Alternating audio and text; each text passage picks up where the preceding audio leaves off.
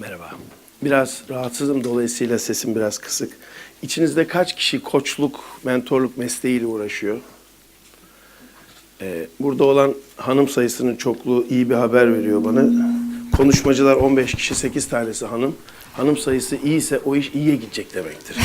Biz erkeklere bırakılan işlerde rekabet olduğu için birbirimizle çok didişmeye hevesliyiz biz. Yani kadınların olduğu yer iyi bir şey. Şöyle bir şey söyleyeyim. Türkiye'de şu anda psikiyatristler psikologları beğenmiyor. Psikologlar da koçları beğenmiyor. Koçlar da kendi arasında diğer koçları beğenmiyorlar. Böyle bir döngünün içinde yaşıyoruz biz burada. Olsun ama yine de geri dönüp baktığımız zaman temel olarak her birimizin 4 tane meselesi var. Ya bir şey söylemek derdindeyiz, söyleyemiyoruz. Ya bir şey öğrenmek derdindeyiz, bunu öğrenmek için çabalıyoruz. Ya bir şey yapmaya çalışıyoruz ya da biri olmaya çalışıyoruz. Bunları kendi kaynaklarımızla becerdiğimizde kimseye ihtiyaç yok. Beceremezsek birinin yanına yanaşıyoruz. Şimdi bu dünyada profesyonel bir mesleğe dönmüş. Bu mesleğin işte kursunu alan var, eğitimini alan var, master'ını yapan var vesaire vesaire diye gidiyor. Bu iyi bir şey. Çünkü şu ikisi benim son zamanlarda çok ciddi kafayı taktığım 2 tane temel konu. Bunlardan bir tanesi şu arkadaşlar. Bakınız. Umutsuzluk, mutluluk, mutsuzluk. İnsanlar mutsuz olduklarında mutlu olmanın geçici bile olsa yolunu buluyorlar. Ama umutsuz olmak çok kötü. Ve bu toplum şu anda umutsuz.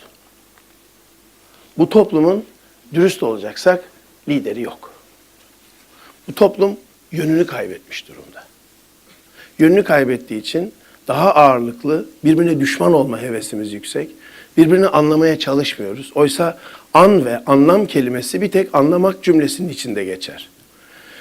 Konuşma yapmadan önce sabahleyin Google Translation'a baktım. Google Translation'da Türkçe anlamak kelimesinin karşılığında 23 tane anlamak anlamı taşıyan Almanca kelime var. 47 tane İngilizce kelime var. Anlamak çok kıymetli bir şey ama bu emek istiyor, gayret istiyor. Ve temelde dönüp baktığınız zaman bulduğumuz en önemli şey aslında ilişki kurabilme kabiliyeti. Gerçekten ben 52 yaşındayım, daha yeni öğreniyorum gerçekten ilişki kurmak ne demek? Ya kitaplar dolusu okumaktan bahsetmiyorum size. İlişki kurmak aslında çok basit 2 şeyle birleştiğinde çok kolaylaştırıyor işimizi. Birincisi aramızdaki benzerlikleri, aynılıkları bulabilme becerisi bu. Aa sen de mi o okuldansın? Aa sen de mi bunu seviyorsun? Sen de mi şundan hoşlanıyorsun? İkincisi çok daha kıymetli ve zor. O da farklılıklara saygı duymak meselesi. Biz birincisinde iyiyiz. O yüzden de hemşerim kültürü geliştirmişiz. Ve geçenlerde katıldığım bir konuşmada şunu duyunca çok şaşırdım. Sağ olsun Pınar nezaket gösterdi. Beni bir toplantıya çağırdı. Türkiye'de 110 bin dernek var. Bu derneklerin 100 bin tanesi dayanışma derneği. 10 bin tanesi hak arama derneği. Bu toplum niye bu kadar dayanışmaya çalışıyor? Çünkü toplum göçebe ve hareket halinde. Bu dinamizm nedeniyle diğerlerine güvenemiyor. Güvenemiyor çünkü anlayamıyor diğerini. Anlayamadığı için de birbirinden sakınan bir topluluk var dışarıda. Biz burada çok güzel pozitif şeyler konuşalım. Çok kıymetli bir çalışma. Küçücük bir topluluğuz. Emin olun suya atılmış bir taş gibi dağılabilir. Ama dışarıdaki büyük umutsuz bir kitle var. Mutsuz demiyorum. Umutsuz. Bu çok tehlikelidir çünkü psikolog, psikiyatrist olanlar bilirler. Majör depresyonların sonu ağırlıklı olarak hep intiharla sonuçlanır. Çünkü özbenlik yok oluyor. Kültürel özbenlik yok oluyor şu anda. Evrensel olarak yok oluyor. O yüzden de daha fazla insanla ilişki kurmak çok kıymetli. Ve size gelen koçluk için, mentorluk için fark etmez. Bu insanlara bakmak önemli. Rıza çok güzel anlattı. Mücadele etmiş okuyabilmek için. Benim de 3 kuruş bir mücadelem var.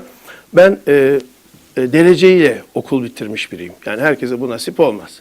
Ama benim türümde sahip olduğunuz bir derece olduğunu sanmıyorum. Ben piyade okulunda dereceye girdim. Çünkü harp okulu mezunuyum. Ben piyade okulunun sonuncusuyum. Dolayısıyla sonuncu olunca şöyle bir avantajınız yok. İlk ona girdim, kurrada burayı çektim yok. Kalıyor. Ya seçme şansın da yok. Yok öyle. Türkiye ağırlıklı olarak mesleksiz insanların ülkesi. Yani bizler hasbelkader bir okulu seçiyoruz. Oradan başka bir yere gidiyoruz ama temel olarak baktığımız zaman 3 konuda sorunumuz var. Bunları şöyle özetleyebiliriz. Aşınız, işiniz, eşiniz. Bunlar niye sorunlu? Çünkü seçim yapmayı bilmiyoruz. Seçim ne demek? İşte burası benim size anlatabileceğim en kıymetli şey kendi payıma. Birbirimizle konuşurken lütfen insanlara şu feedback denen, geri bildirim denen şeyi kullanın. Bu toplum için en önemli çıkış yolu bu. Geri bildirim ne demek? Sayfalar dolu konuşabiliriz ama ben kendi meşrebimce size tarif etmeye çalışacağım. Geri bildirimler benim anladığım şu, gerçekten de işe yarayan bu. Lütfen kimsenin kalbini kırmayın ama canını yakın. İnsanın canını yakmadan geri bildirim olmaz.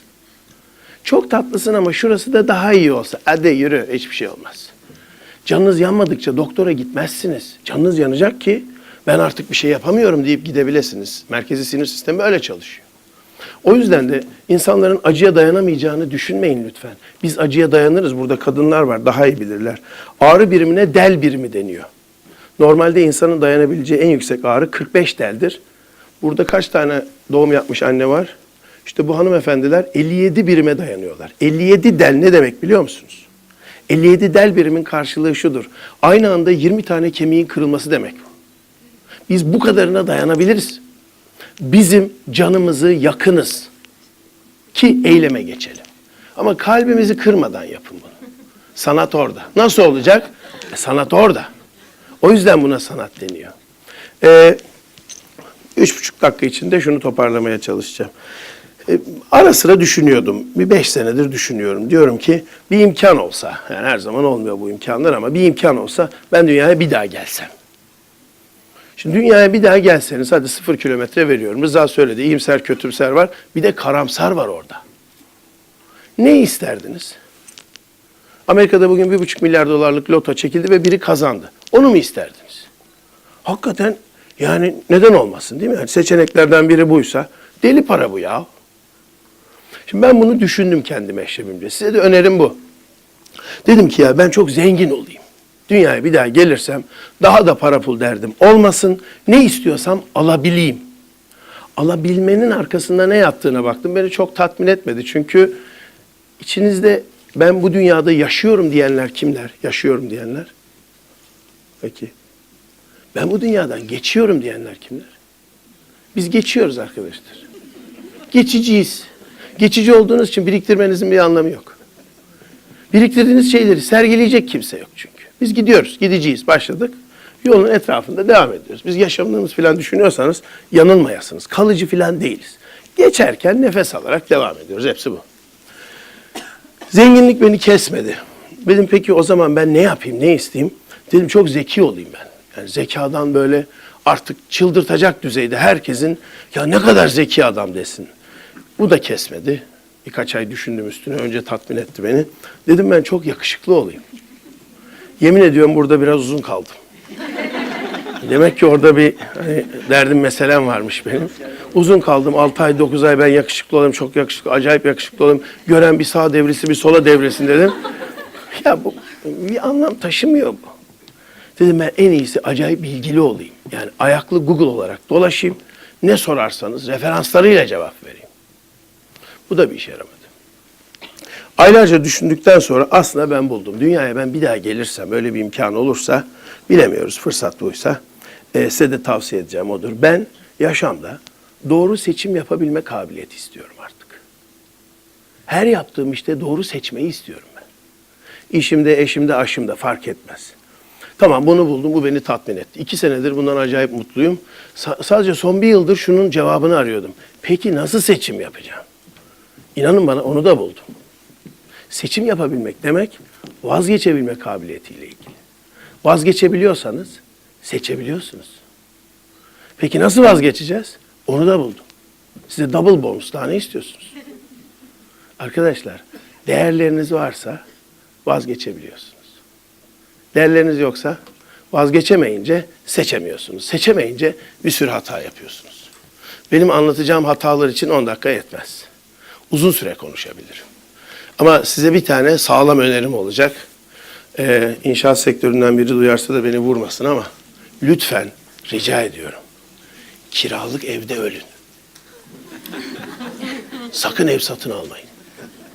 Bu sabah kontrol ettim. Harvard'da MBA yapmak istiyorsanız $98.400. Ev parası 600.000 lira. $100.000 Harvard'da MBA var. Lütfen kiralık evde ölün. Çünkü bağ kuruyorsunuz. Ben kiralık evde öleceğim. 2 çocuğum var. İkisi için de birer ev parası harcıyorum eğitimleri için. Ama ben kiralık evde öleceğim. Siz de kiralık evde ölün. Teşekkür ederim.